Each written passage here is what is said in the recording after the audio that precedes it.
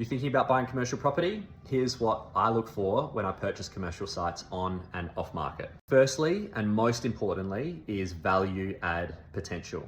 As a commercial real estate agent and as an investor myself, I know that the majority of commercial sites that get released to the market, the ones that you see online when you're looking to buy, are overpriced. Most of the time, most of the best transactions are done off market. So when you're looking at the sites that are advertised, you have to be really, really critical about how you can add value. Some of the best ways you can do this is by manipulating the income, by releasing tenancies, and by looking for leases, existing leases that are undervalued. There are many ways which you can restructure tenants, which you can negotiate with tenants, which you can interpret the existing lease to increase the income. And if a property is vacant, that's even better.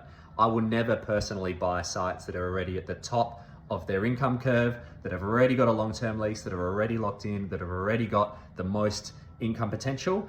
And making sure that you can add value to your commercial sites is critical. How you do that is by looking at the lease, looking if there's vacancy, and by entering into negotiations with existing tenants or new tenants. Number two is having multiple tenancies. So when I look to buy commercial sites, it is really critical for me that there's not just one source of income. If a building has multiple tenancies, like a group of strip shops or multiple warehouses, you're really protecting yourself, because if one of your tenants stops paying, you've got additional income from the other tenancies that continue to be there. This is also another way that you can add value. Most of the time, most of the leases in these shops won't all be at their full rent, won't be at the maximum market level that you can get.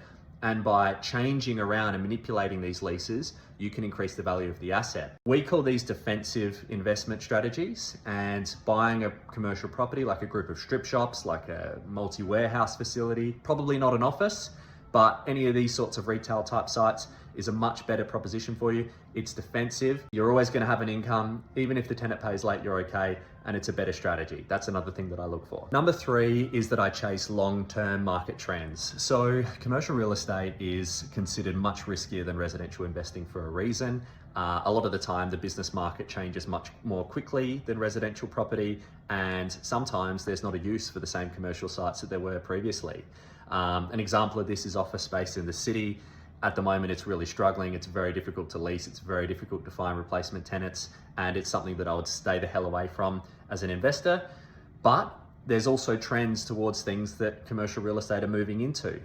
With all this AI and technology that's out at the moment, warehousing is absolutely booming. I'm personally a massive fan of retail strip shops in the suburbs. I think that they're here to stay, and I think there's a massive trend towards them. And this is another key thing for when you're looking to buy a commercial site. So if you conduct your research and you know what's trending, and a lot of this is intuition, you're listening to your gut and what you can see and what you can feel business is doing. That's another really important thing that I look for when investing in commercial property. A great investment is about strategy. It's not about luck. And hopefully these three tips help you when you're looking to buy your next commercial site.